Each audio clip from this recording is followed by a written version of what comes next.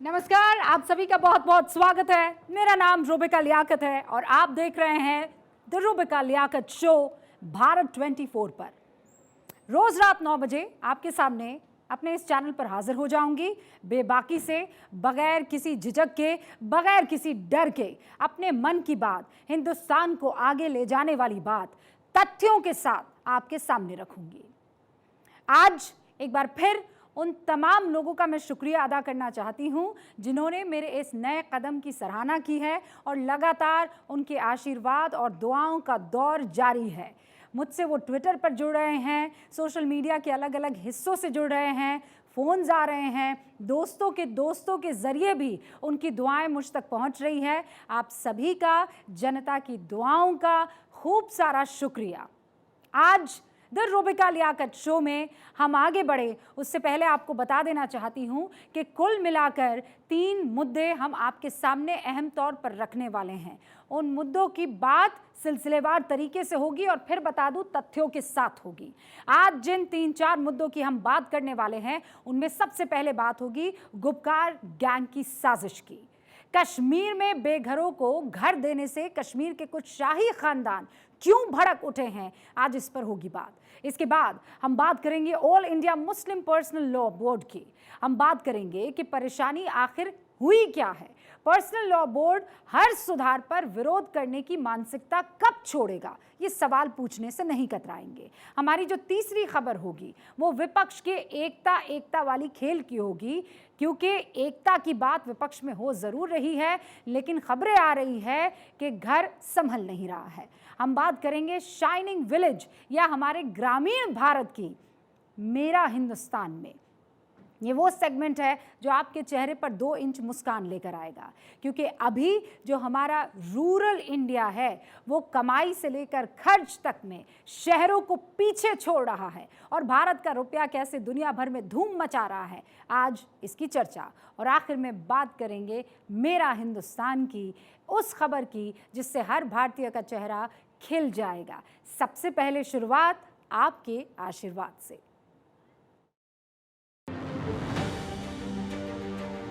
अगर कोई भी ऐसा व्यक्ति एक्सपर्ट पर्सन हो जिसके ओपिनियंस क्लियर हो, कोई डिस्क्रिमिनेशन नहीं हो, तो उसके कहीं पे भी इधर उधर जाने पे तो थोड़ी मिसिंग होती है। She is come back and that welcome.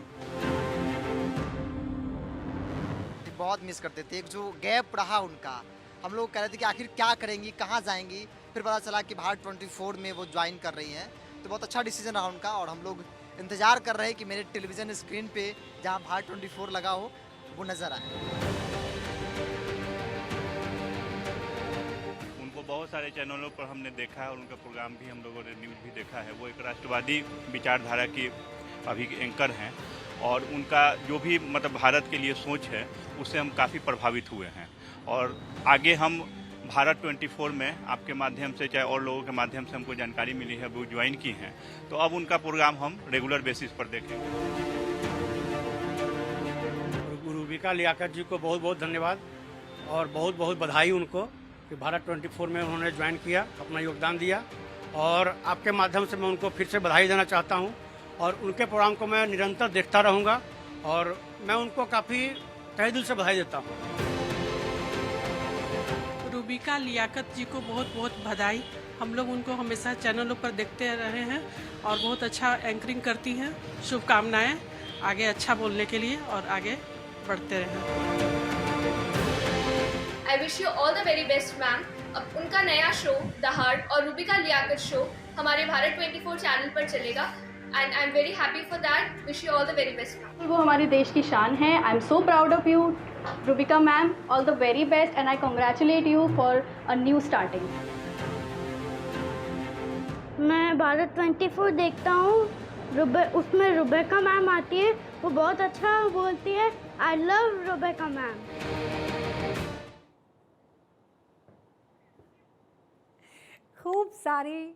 खूब सारी थैंक यू है आप सभी को। और सबसे ज़्यादा आखिर में जो प्यारे से बेटा जी आए थे उनको। आगे बढ़ते हैं, द रूबिका लियाकत शो की शुरुआत करते हैं। आज 6 जुलाई 2023 है। देश में आम चुनाव अप्रैल में होने हैं, यानी अब महज 9 महीने का वक्त बचा है। सरकार के साथ साथ विपक्ष भी अपनी मजबूती का फॉर्मूला तलाश रहा है। इस देश के लोकतंत्र की बुनियाद ही तो ये है, एक मजबूत सरकार और मजबूत विपक्ष, इसी पर टिकी है। और इसी मिसाल की जब भी बात होगी, एक नाम सबसे प्रमुखता से लिया जाएगा, श्यामा प्रसाद मुखर्जी का। आज उनकी जयंती भी है। श्यामा प्रसाद मुखर्जी ही वो नेता हैं जिन्होंने कश्मीर के मुद्दे पर देश के पहले प्रधानमंत्री पंडित जवाहरलाल नेहरू का विरोध किया। नेहरू मंत्रिमंडल में वो उद्योग और वाणिज्य मंत्री हुआ करते थे। उसे छोड़कर कश्मीर पर नेहरू नीति का जमकर उन्होंने विरोध किया। 11 मई 1953 वो कश्मीर में श्यामा प्रसाद मुखर्जी ही थे जिन्होंने जाने की ठानी। उस वक्त पता है आपको क्या था? कश्मीर में एंट्री पर देश के बाकी राज्यों के लोगों को परमिट लेना पड़ता था। श्यामा प्रसाद मुखर्जी ने इसका विरोध किया और कहा कि मैं अपने ही देश में जाने के लिए परमिट क्यों लूं? इसीलिए उन्होंने बगैर परमिट के ही कश्मीर में एंट्री ले ली। लेकिन तब जम्मू कश्मीर की शेख अब्दुल्ला सरकार ने उन्हें हिरासत में ले लिया, जिसके बाद रहस्यमय हालात में कश्मीर की ही जेल में उनका निधन हो गया। वो श्यामा प्रसाद मुखर्जी ही थे जिनका नारा था, एक देश में 2 प्रधान 2 विधान 2 निशान नहीं चलेगा। और बीजेपी ने 5 अगस्त 2019 को धारा 370 के अनुच्छेद 35A को हटाकर कश्मीर को पूरे तरीके से भारत से जोड़ दिया, पूर्ण तरीके से, और अपने उस नारे एक देश एक विधान को लागू कर दिया। इसीलिए आज द रूबिका लियाकत शो में बात विरोध की जरूरत और उसकी नीयत पर होना जरूरी है, फिर कह दूं तथ्यों के साथ और बेबाकी के साथ। इस वक्त कश्मीर में विरोध हो रहा है। विरोध जरूरी है। देखिए, लोकतंत्र में अगर जनता के हक में विरोध हो तो बहुत जरूरी है, लेकिन सवाल आज हो रहे विरोध की नीयत पर है। आपको पता है, जम्मू कश्मीर में धारा 370 हटने से पहले सालों तक कश्मीर में सिर्फ 11 परिवार ही ऐसे रहे जिनके पास पैसा और पावर रहा। आपको जानकर हैरानी होगी कि साल 2021 तक कश्मीर की आबादी 1,35,00,000 के लगभग है, लेकिन यहाँ के संसाधनों पर, सरकारी नौकरियों पर, यहाँ की जमीनों पर, यहाँ की राजनीति पर यही कुछ चंद परिवारों का असर रहा। और वो चंद परिवार कौन थे? अब्दुल्ला परिवार, मुफ्ती परिवार और कुछ ऐसे जो लोकतांत्रिक राजनीति के विरोध में रहे, जैसे हुर्रियत के नेता। इन्हीं चंद परिवारों के इर्द गिर्द घाटी की सियासत घूमती रही। लेकिन धारा 370 हटने के बाद कश्मीर की आबो हवा कैसे बदल रही है, वो तस्वीर आपके सामने रखेंगे। वहां प्रधानमंत्री आवास योजना के अंतर्गत गरीबों को मकान मिल रहे हैं और इसमें इन रसूखदार परिवारों का कोई दखल नहीं रह गया है जो पहले हुआ करता था। ऐसे में इन रसूखदार परिवारों का परेशान होना लाजमी भी है। ये बयान सुन लीजिए और फिर हम आगे बढ़ेंगे। आपने हमारे लोगों से जो लोकल है उनसे लीज ले ली, होटल्स की, बाहर के लोगों को आप दे रहे हैं। गुलमर्ग हो, पहलगाम हो, यहाँ हो, जो यहाँ सैकड़ों सालों से जिनके पास लीज थी होटलियर्स के पास, उनको आप उससे दस्तबरदार कर रहे हैं, बाहर वालों को दे रहे हैं। अब हमारी जो बची कुची ज़मीन है, क्योंकि ज़मीन तो हमारे पास ज़्यादा है नहीं, जो बची कुची ज़मीन है उसको आप होमलेस के नाम पे, बेघरों के नाम पे बाहर के लोगों को देना चाहते हैं। महबूबा मुफ्ती जी का बयान इस वक्त आप सुन रहे थे। तो आज मैं महबूबा मुफ्ती और कश्मीर के सभी सियासतदान से बात करना चाहती हूँ। आप मुझे ये बताइए कि आपने किस आधार पर यह कहा कि जम्मू कश्मीर में बाहरी लोगों का कब्जा हो जाएगा? महबूबा जी, आप बहुत मंझी हुई सियासत की खिलाड़ी हैं। आपसे उम्मीद थी कि आप बगैर आंकड़ों की बात नहीं करेंगी, लेकिन ऐसा हुआ। इसीलिए आंकड़े आपके पेशे नज़र। 2019 में जम्मू कश्मीर से धारा 370 हटाई गई, उसके बाद क्या हुआ उस पर आप नज़र डाल लीजिए। साल 2020 में सिर्फ एक बाहरी यानी गैर कश्मीर में से या कश्मीर से बाहर रहने वाला आदमी जम्मू कश्मीर में ज़मीन खरीदता है। साल 2021 में सिर्फ 57 लोगों ने नई ज़मीन खरीदी। साल 2022 में सिर्फ 127 बाहरी लोग, जो आप बाहरी कह रही है ना, बाहरी लोगों ने जम्मू कश्मीर में ज़मीन खरीदी। यानी 3 साल में कुल मिलाकर सिर्फ 185 बाहरी लोगों ने घाटी में ज़मीन ली। यानी महबूबा जी, आपके मुताबिक ये 185 लोग कश्मीर की डेमोग्राफी बदल देंगे? महबूबा जी 185, आप कह रही हैं 10 लाख। 185 और 10 लाख में 9,99,815 अंकों का फर्क है। ये फर्क तो आप समझती ही होंगी। इतने अंतर के साथ अपनी बात रखना ये बताता है कि जनता के मुद्दों पर आपका होमवर्क कमजोर है, या फिर अपनी दलहित राजनीति के लिए होमवर्क आपका बहुत मजबूत है। हमने हमारे लोगों से जो लोकल है उनसे लीज ले ली होटल्स की, बाहर के लोगों को आप दे रहे हैं। गुलमर्ग हो, पहलगाम हो, यहाँ हो, जो यहाँ सैकड़ों सालों से जिनके पास लीज थी होटलियर्स के पास, उनको आप उससे दस्तबरदार कर रहे हैं, बाहर वालों को दे रहे हैं। अब आप हमारी जो बची कुची ज़मीन है, क्योंकि ज़मीन तो हमारे पास ज़्यादा है नहीं, जो बची कुची ज़मीन है उसको आप होमलेस के नाम। महबूबा मुफ्ती, आप जानती हैं कि आपने ये बयान दिया था जहां पर आप कह रहे थे कि 10 लाख जो हैं उनको यहाँ पर बसा लिया जाएगा जो कश्मीर से ताल्लुक़ रखते ही नहीं हैं। आम कश्मीरियों को क्यों आप ऐसा कहकर भड़का रही हैं? क्या हासिल होगा? आप जम्मू कश्मीर में केंद्र सरकार की तरफ से गरीबों को दिए जाने वाले घरों को लेकर सवाल पूछ रही हैं। प्रधानमंत्री आवास योजना के आवंटन में अगर कुछ गड़बड़ी है तो सवाल उठाइए, मैं पूरे जोर शोर से आपके सुर में सुर मिलाऊंगी। लेकिन आप कह रही हैं कि 10 लाख बाहरी लोगों को जम्मू कश्मीर में बसाकर डेमोग्राफी बदलने की कोशिश की जा रही है। कैसे? महबूबा जी, आपके सवालों पर सरकार की तरफ से बयान आया है, क्योंकि ये छोटा मोटा सवाल नहीं था।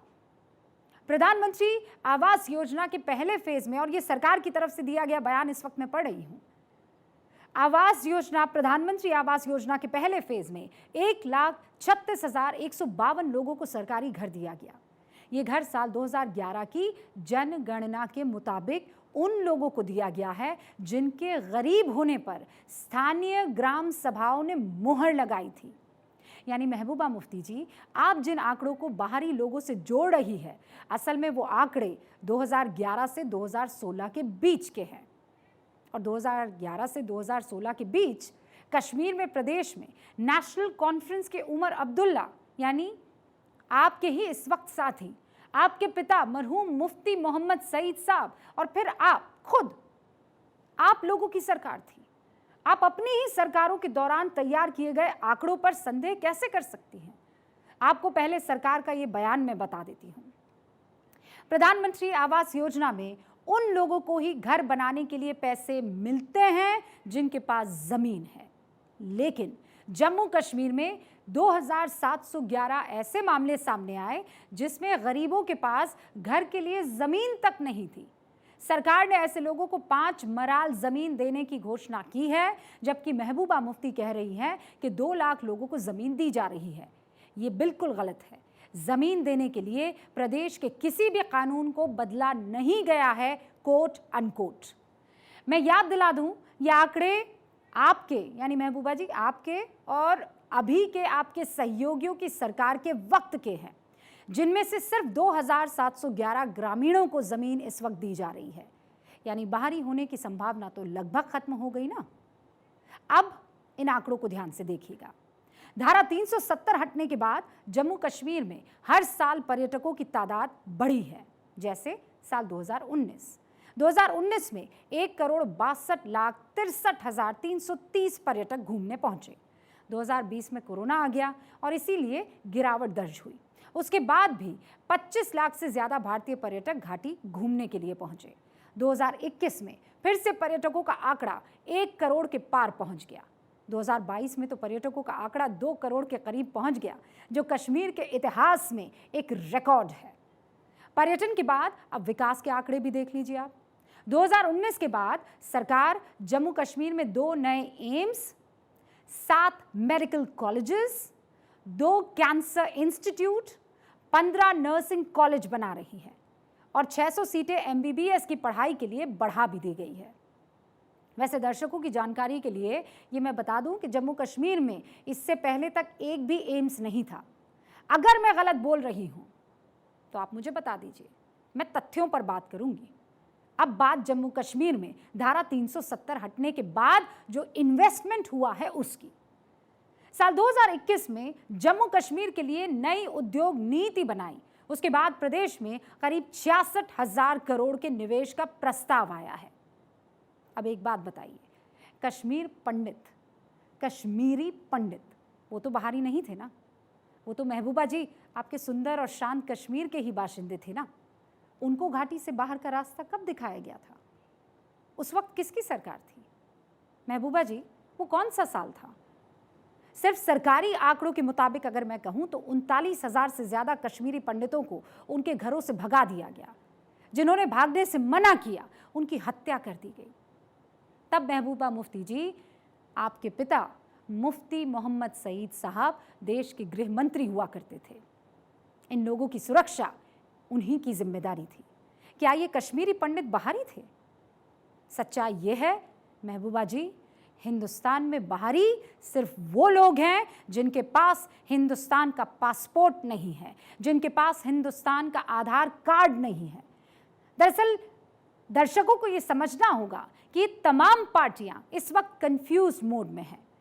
इनको समझ नहीं आ रहा है कि बदलाव के बयार के बीच अपने सियासी वजूद को कैसे बचा कर रखा जाए। मैं कंफ्यूजन की एक बानगी इस वक्त तमाम दर्शकों को दिखाना चाहती हूँ। कोई आसान बात नहीं है। 370 भी ऐसे हम इसको खत्म कर देंगे। 370 को खत्म करोगे तो जम्मू कश्मीर के साथ आपका रिश्ता खत्म हो जाएगा। खुदा के लिए आज अपने लिए, अपनी बका के लिए, अपनी इज्जत के लिए वोट डालिए और PAGD के जो अलायंस के कैंडिडेट हैं जहां जहां भी हैं उनको कामयाब करनी। ये दोनों बयान महबूबा मुफ्ती जी के हैं। धारा 370 हटने से पहले महबूबा जी आप घाटी के लोगों को इस बात पर भड़का रही थी कि अगर ऐसा हुआ तो घाटी में कोई भारत का झंडा नहीं उठाएगा। और जब आपने देखा कि धारा 370 हटने के बाद जम्मू कश्मीर में हालात अच्छे हो गए, पहली बार DDC चुनाव हुआ, एकदम शांति से हुआ, तो आपने अपना स्टैंड बदलने में देर नहीं की। आपकी पार्टी ने भी बढ़ चढ़कर DDC चुनावों में वोट मांगे। लोकतंत्र में हिस्सा लेना अच्छी बात है, आपकी पार्टी भी इसमें शामिल हुई और इसीलिए ये ज़रूरी है कि आप आंकड़ों के साथ जनता के बीच अपनी बात रखें। और अब अगली खबर, गौर से सुनिएगा। कौन किस मंदिर में पूजा करेगा, कैसे पूजा करेगा, इस पर क्या कानून बन सकता है? जवाब दीजिए। कौन किस गुरुद्वारे में जाकर अरदास करेगा या कौन गुरुद्वारे में नहीं जा पाएगा, क्या इस पर कानून बन सकता है? क्या यह कानून बन सकता है कि कौन सिर पर टोपी पहनेगा, कौन जामा मस्जिद में नमाज पढ़ेगा, कौन फतेहपुरी मस्जिद में नमाज पढ़ेगा, कौन चर्च जाएगा, कौन कैंडल जलाकर प्रार्थना करेगा, क्या इस पर कानून बन सकता है? ये आप भी जानते हैं और ये मैं भी जानती हूं कि इस पर कोई कानून नहीं बन सकता है इस मजबूत लोकतंत्र में। यही तो भारत के सुंदर गुलदस्ता होने का प्रमाण है। और मैं आज ये वादा करती हूं कि इस मुद्दे पर अगर कोई कानून बन जाएगा तो विरोध करने वालों की कतार में सबसे पहले आप मुझे खड़ा पाएंगे।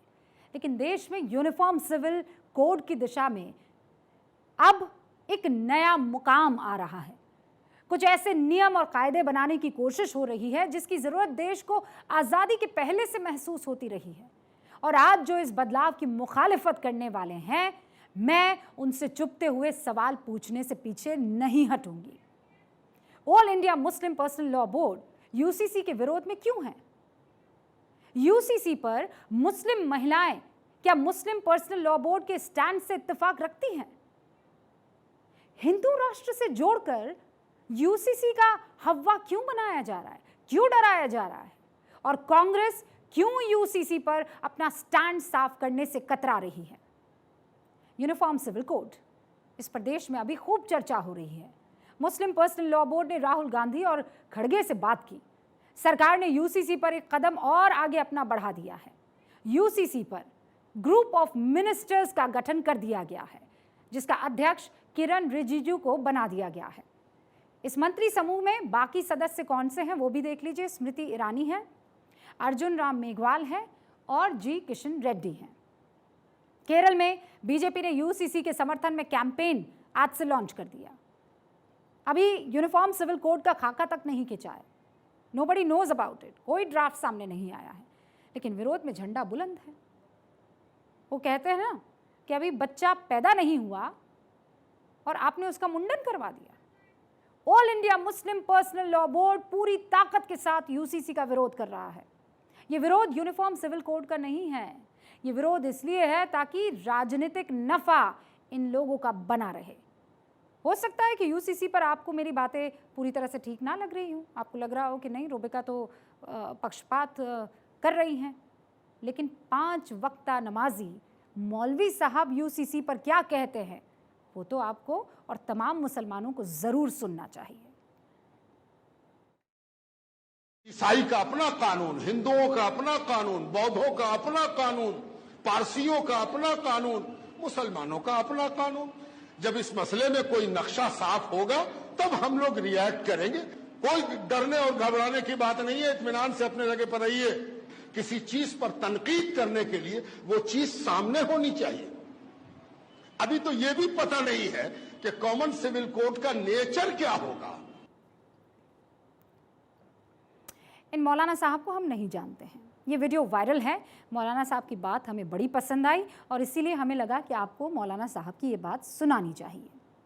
अभी तो यूनिफॉर्म सिविल कोड का खाका तक नहीं बना है। सुना ना आपने क्या कह रहे हैं मौलाना साहब?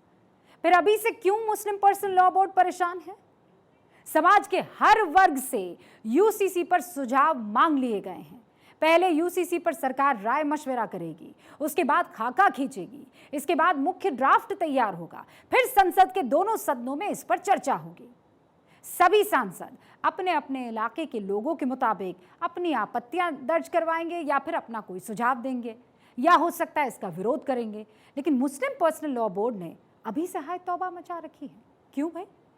मैं रुबिका लियाकत आज पूरी जिम्मेदारी से ये कह सकती हूं कि यूनिफॉर्म सिविल कोड में किसी भी धर्म की आस्था से छेड़छाड़ हुई तो मैं आपके साथ खड़ी रहूंगी। लेकिन ये विरोध यूसीसी का खाका और ढांचा सामने आने से पहले कैसे हो सकता है? मौलवी साहब ने बिल्कुल ठीक कहा कि अभी से डरने की क्या जरूरत है।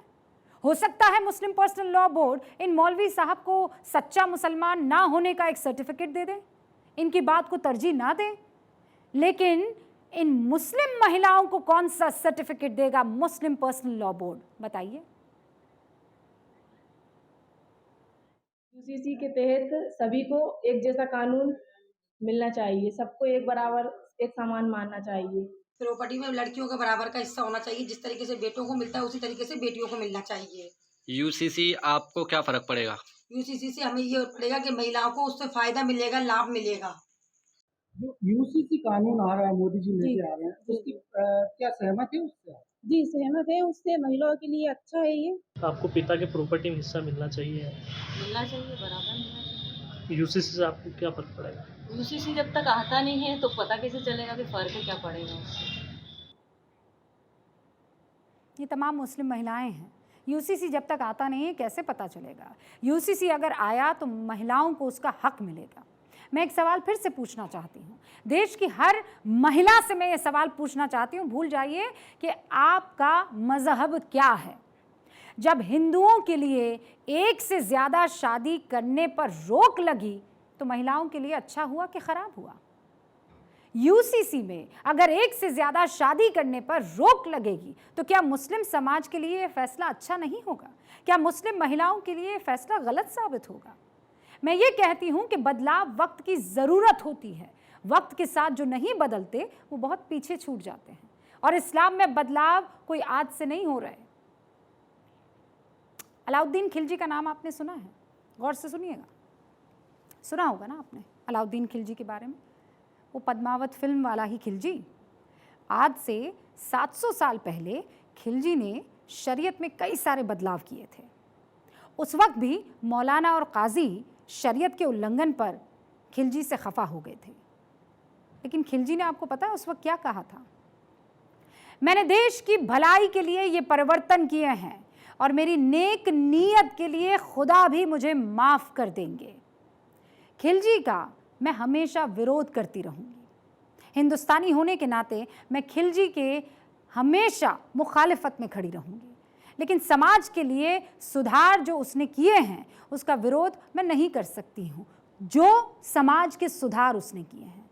और खिलजी की ये बात मैंने या मेरी टीम ने नहीं गढ़ी है, ये तथ्य हैं जिन्हें संविधान सभा में भी उठाया गया था। संविधान सभा की मीटिंग में यूनिफॉर्म सिविल कोड पर चर्चा हुई। उसमें केएम मुंशी ने खिलजी का यही उदाहरण तब दिया था। मैं बार बार कह रही हूं, पूरी जिम्मेदारी के साथ कह रही हूं कि यूनिफॉर्म सिविल कोड पर आपको तरह तरह से डराया जाएगा, नए नए किस्म के डर दिखाए जाएंगे, ठीक वैसे ही जैसे अमृत सेन इस वक्त दिखा रहे हैं। ये नोबेल पुरस्कार विजेता है, बहुत बड़े लेखक हैं, मैं सम्मान करती हूँ इनका, लेकिन हिंदुस्तान के मुसलमानों को डराने के लिए ये जो नई थियरी गढ़ रहे हैं, इसकी मैं पुरजोर मुखालिफत करती हूँ। অপ্রতিষ্ঠিতভাবে সহজ করার প্রচেষ্টা আমাদের নিজেদের মধ্যে নানা রকম পার্থক্য থাকে। হিন্দু রাষ্ট্র ফলে যেমন কিছু কিছু পথ বন্ধ করা হবে। यूसीसी पर नए नए बयान देकर आपको डराने की कोशिश हो रही है, खौफ का माहौल बनाया जा रहा है, कहा जा रहा है कि देश में मुसलमान खतरे में है, इस्लाम खतरे में है। लेकिन मैं फिर कह रही हूँ, यूसीसी पर डरने की नहीं बल्कि यूसीसी के साथ चलने की ज़रूरत है।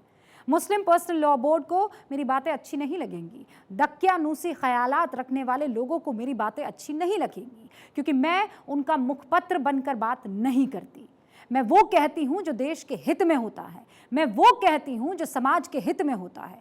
मैं आदिवासी पर यूरिनेट करने वाले बीजेपी कार्यकर्ता के भी विरोध में हूँ और समाज सुधारों के बीच में खड़े होने वाले मुस्लिम पर्सनल लॉ बोर्ड के खिलाफ खड़ी हूँ। मैं ये कहना चाहती हूँ कि यूनिफॉर्म सिविल कोड पर लोगों को जो डराया जा रहा है, उसको जिम्मेदारी से दूर करना सिर्फ मेरा ही काम नहीं है, सिर्फ सरकार की ही जिम्मेदारी नहीं है, विपक्ष को भी अपना स्टैंड क्लियर करना होगा। कांग्रेस को भी यूनिफॉर्म सिविल कोड पर लोगों का डर दूर करना चाहिए, लेकिन खुद अब इस स्टैंड पर कांग्रेस क्लियर नहीं है। यूसीसी के सपोर्ट में है कि विरोध में है, समझ नहीं पा रही है। और जो इंडियन सक्सेशन एक्ट है वो अपने आप में यूनिफॉर्म सिविल कोड है, तो फिर यूनिफॉर्म सिविल कोड का औचित्य क्या है?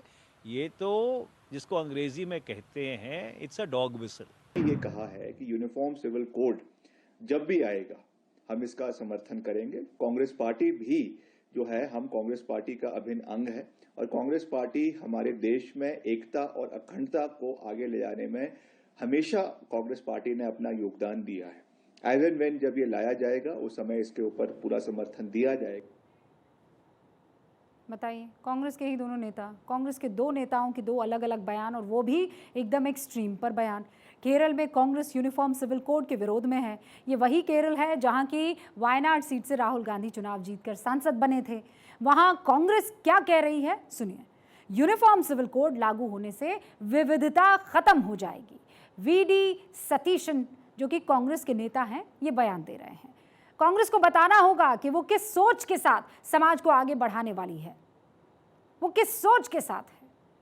वो क्या इस सोच के साथ है जो यूनिफॉर्म सिविल कोड पर आवाम को डरा रही है, या उस सोच के साथ है जो हिंदुस्तान को एक ही धागे में पिरो रही है। यूसीसी लागू होगा तो मुसलमानों से उनके संवैधानिक अधिकार छिन जाएंगे या छीन लिए जाएंगे। क्या इन लोगों के साथ खड़े होना जायज़ है? आप सब जानते हैं कि अपने मुल्क के कॉन्स्टिट्यूशन ने हमें और आपको अपने मज़हब पर अमल करने की पूरी आज़ादी दी है और रिलीजन को एज अ फंडामेंटल राइट करार दिया है। फंडामेंटल राइट हमसे और आपसे कोई कानून ले नहीं सकता। फंडामेंटल राइट कौन ले रहा है? किसने फंडामेंटल राइट छीनने की बात कही है? मौलाना साहब जो बातें कह रहे हैं वो घुमा फिरा के कह रहे हैं। मैं मौलाना साहब से पूछना चाहती हूँ कि यूसीसी आने के बाद क्या संविधान में दिए मौलिक अधिकार खत्म हो जाएंगे? क्या समानता के अधिकार को खत्म कर दिया जाएगा? क्या धर्म को मानने का अधिकार खत्म कर दिया जाएगा? क्या शिक्षा के अधिकार को खत्म कर दिया जाएगा? क्या स्वतंत्रता के अधिकार को खत्म कर दिया जाएगा?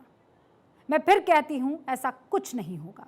मैं फिर कहती हूं कि इन अधिकारों पर कोई चोट हुई तो मैं आपके साथ सबसे पहले प्लकार्ड लेकर विरोध में खड़ी नजर आऊंगी। लेकिन मैं ये कभी नहीं होने दूंगी कि कोई बगैर वजह, बिला वजह आपको डराए, समाज सुधार के काम में अड़ंगा लगाए। कोई देश की तरक्की में अड़चन डालेगा तो विरोध तो करना होगा और सच्चाई से आपको फैक्ट्स पर अपनी बातों को रखना होगा। और यही वजह है कि अभी से जो डर का माहौल दिखाया जा रहा है उसको फैक्ट से धराशायी किया जाए। ड्राफ्ट अभी नहीं आया है, सबसे राय मांगी जा रही है, मशवरा किया जा रहा है और उसके बाद ही हिंदुस्तान को एक कानून में, सिविल के कानूनों की मैं बात कर रही हूँ, क्योंकि इंडियन पीनल कोड में तो हम सब एक ही हैं, वहाँ कोई शरिया कानून लागू नहीं होता है। चोरी करने पर आपके हाथ नहीं काटे जाते हैं, चाहे वो हिंदू हो या मुसलमान हो, कानून के तहत उसका काम होता है।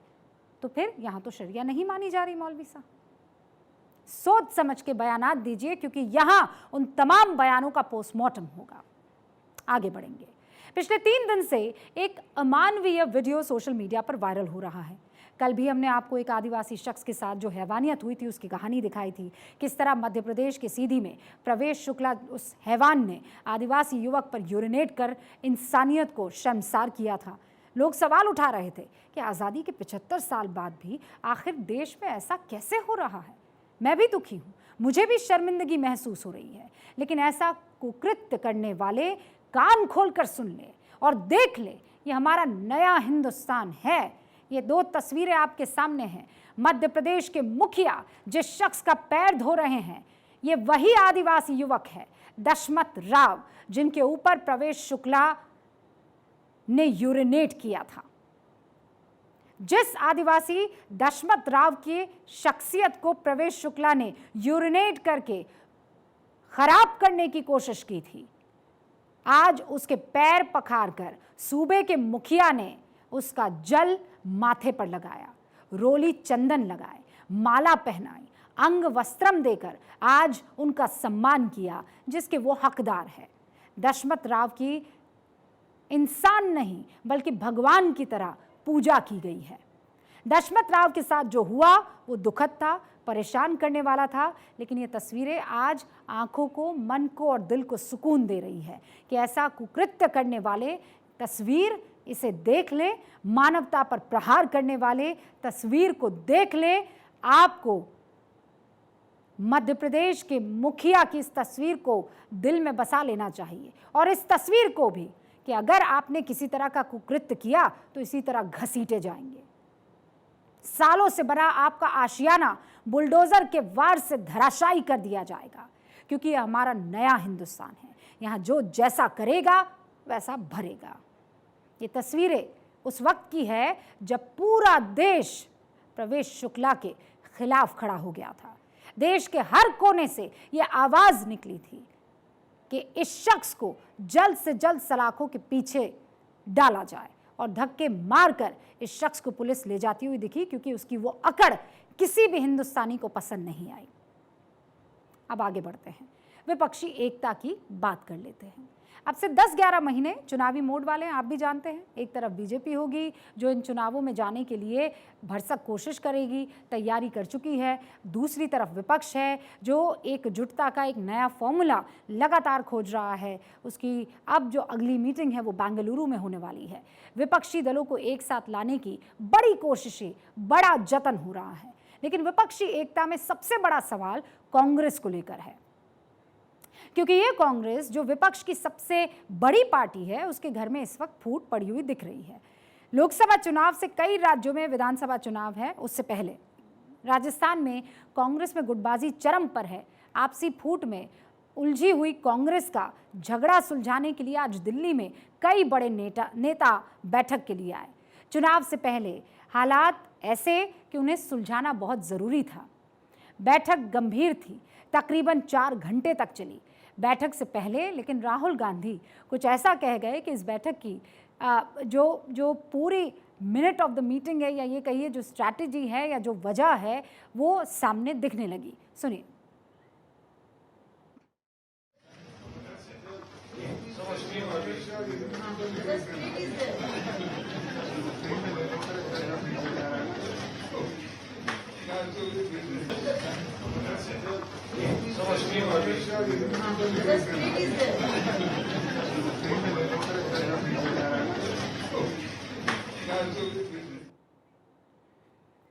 राहुल गांधी ने वैसे तो मुस्कुराते हुए कहा कि देखिए अशोक जी भी हैं यानी अशोक गहलोत जी की तबीयत इस वक्त नासाज है और इसीलिए वो वीडियो कॉन्फ्रेंसिंग के ज़रिए दिल्ली में हो रही बैठक में जुड़े थे।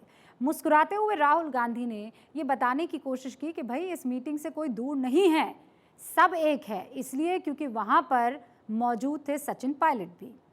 राजस्थान का सेनापति ही बैठक में नहीं आया, कहीं ये संदेश ना चला जाए, यानी सीएम अशोक गहलोत के वहाँ ना होने पर कहीं खबरें ना बन जाए।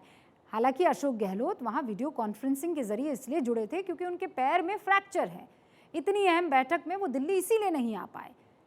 राहुल गांधी ने पत्रकारों को जोर देकर कहा कि अशोक जी को भी दिखा दीजिए।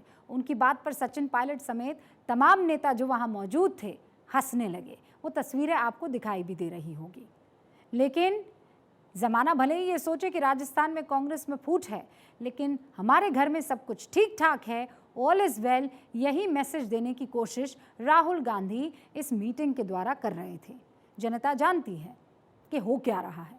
दोनों के बीच जो हालात है वो एक मीटिंग से सुलझ जाए ऐसा प्रतीत तो नहीं हो रहा है। दोनों के बीच छिप छिपा कर नहीं बल्कि सरेआम आरोपों का सिलसिला चला।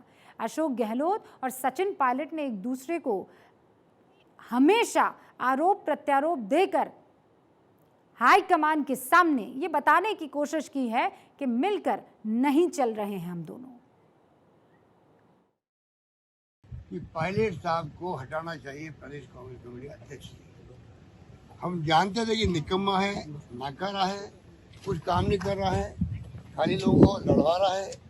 मेरे साथ हो कि नहीं हो, मैं यहाँ बैंगन बेचने नहीं आया हूँ, मैं कोई सब्जी बेचने नहीं आया हूँ, मैं मुख्यमंत्री बना आया हूँ।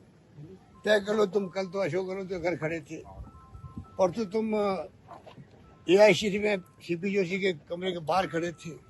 जिस प्रकार की टीका टिप्पणी हुई, जिन शब्दों का प्रयोग किया गया, दुख तो हर इंसान को होता है, मैं भी इंसान हूँ, लेकिन उसको अब मैं समझता हूँ मैं उस पर रिस्पॉन्ड करूँ वो उचित नहीं। इन दोनों नेताओं और उनके समर्थकों के बीच बहुत कड़वाहट घुल गई थी, लेकिन आज जब सचिन पायलट बैठक के बाहर निकले, बैठक खत्म होने के बाद सामने आए, तो उन्होंने कहा कि सब ठीक है, हम सब मिलकर चुनाव लड़ने वाले हैं। आप पायलट जो हैं वो इसी साल 11 अप्रैल में जब सीएम गहलोत के खिलाफ धरना और प्रदर्शन हुआ था, तब भी कांग्रेस आलाकमान की उन्होंने नहीं सुनी थी। वो गहलोत से नाराज होकर 12 जुलाई 2020 में अपने समर्थक विधायकों को लेकर मानेसर आ गए थे। दोनों के बीच ये टसल कई मौकों पर खुलकर सामने आई भी है। जब पिछले साल 25 सितंबर को जयपुर में मल्लिकार्जुन खड़गे और अजय माकन ने मीटिंग बुलाई, तो गहलोत समर्थक विधायक मीटिंग में नहीं आए थे। कांग्रेस आलाकमान विधायकों के सामने सचिन पायलट को बड़ी जिम्मेदारी देने वाला था। हो सकता था कि उन्हें सीएम बनाने की मंशा हो रही हो, लेकिन गहलोत समर्थक नहीं माने। वैसे आज की मीटिंग के बाद पायलट ने दावा किया है कि कांग्रेस आलाकमान ने उनकी बात मान ली है। उन्होंने एक बार भी ये नहीं बताया कि वो कौन सी बातें हैं जो मान ली गई है।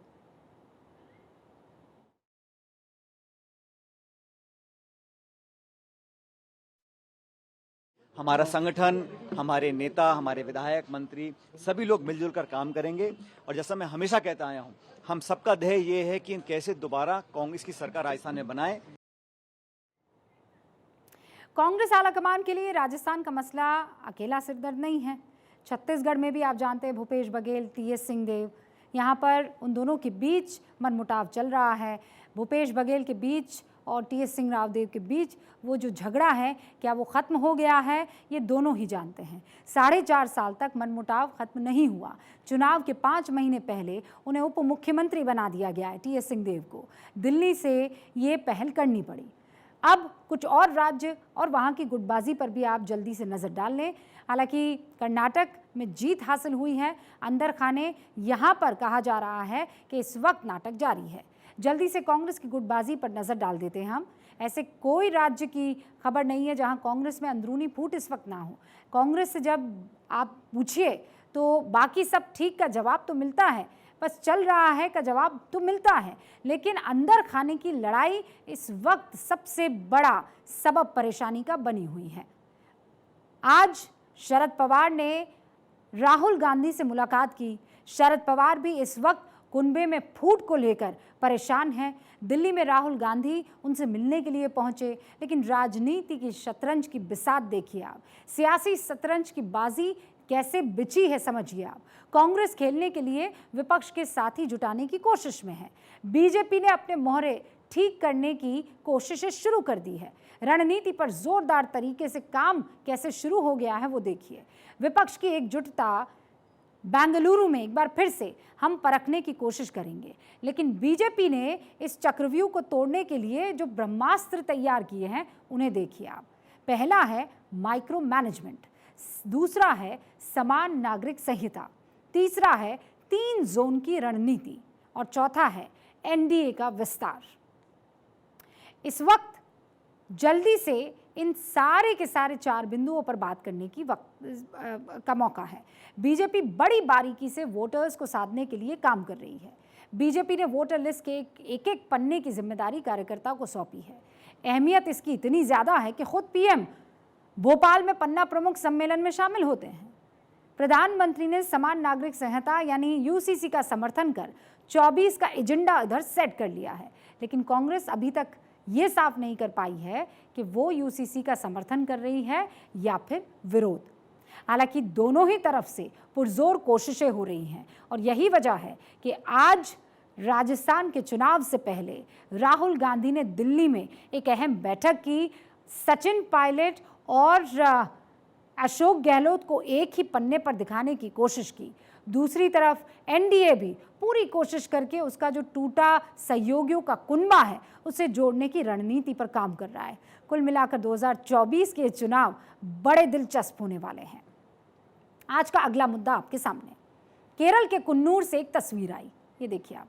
कुन्नूर में भारी बारिश के चलते सड़क पर गहरा गड्ढा हो गया। पानी इतना ज्यादा भर गया कि सड़क को रस्सी लगाकर बंद कर दिया गया। भारी बारिश अभी भी है और प्रशासन अनुमान नहीं लगा पा रहा कि गड्ढा कितना बड़ा है, कितना गहरा है। कुन्नूर में सड़क पर हुआ गहरा गड्ढा इस बात की तरफ इशारा कर रहा है कि अब भी कुदरत के आगे हमारा सिस्टम लचर और फेल साबित होता है।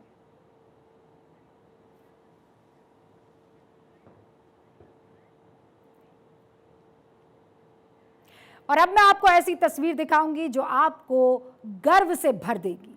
आज आप देखेंगे कि देश के वैज्ञानिकों की मेहनत और लगन से इसरो यानी इंडियन स्पेस रिसर्च ऑर्गेनाइजेशन कहां से कहां पहुंच गया है। ये तस्वीर मेरे साथ जो आप देख रहे हैं ये 21 नवंबर 1963 की है। केरल का एक गांव थुम्बा, यहां से भारत ने एशिया का पहला साउंडिंग रॉकेट सफलतापूर्वक लॉन्च किया था।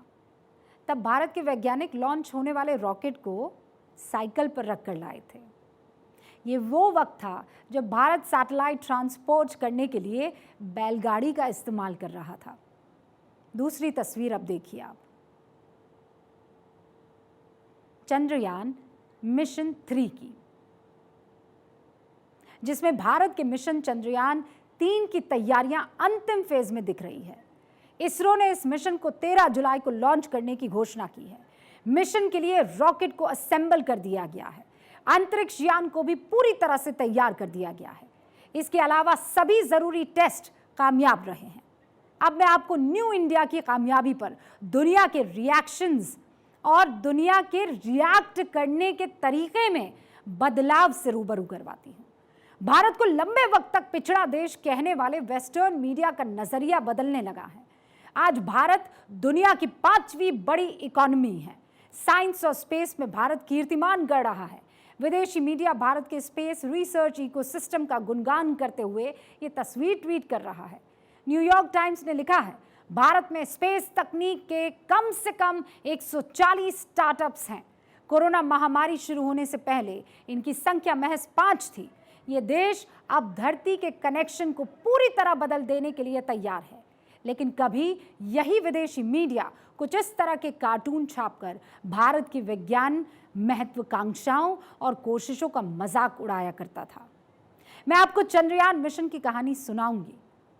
मिशन चंद्रयान 1 को 2008 में लॉन्च किया गया था। इस मिशन को सफलतापूर्वक चांद की कक्षा में स्थापित भी किया गया था। चंद्रयान 2 को 2019 में सफलतापूर्वक चांद की कक्षा में स्थापित कर दिया गया। लेकिन इसके लैंडर विक्रम की हार्ड लैंडिंग हो गई और ये अपनी कक्षा से भटक गया। 6 सितंबर 2019 को इस लैंडिंग के दौरान सॉफ्टवेयर में खराबी की वजह ये मिशन सफल नहीं हो पाया। चंद्रयान 2 जो हासिल नहीं कर सका, उसे चंद्रयान 3 के जरिए हासिल करने की कोशिश की जाएगी। चंद्रयान मिशन की कहानी इस तस्वीर के बिना अधूरी है। सितंबर 2019 का वक्त था। इस तस्वीर में देखिए प्रधानमंत्री नरेंद्र मोदी इसरो के तत्कालीन चीफ के सिवान को गले लगा रहे हैं। असल में इस मिशन के दौरान लैंडर विक्रम हार्ड लैंडिंग जो कर चुका था, उसके बाद वैज्ञानिक बहुत निराश हो गए। इसरो प्रमुख के सिवन जब प्रधानमंत्री मोदी के सामने पहुंचे तो वो अपनी भावनाओं पर काबू नहीं कर पाए। तब प्रधानमंत्री मोदी ने वैज्ञानिकों का हौसला बढ़ाते हुए कहा था कि संपर्क टूटा है, संकल्प नहीं। इन तमाम तस्वीरों के साथ और इस खूबसूरत मुस्कान के साथ जो मैं दर्शकों की बस महसूस कर पा रही हूँ, मुझे इजाज़त दीजिए। आप भारत 24 देखते रहिए।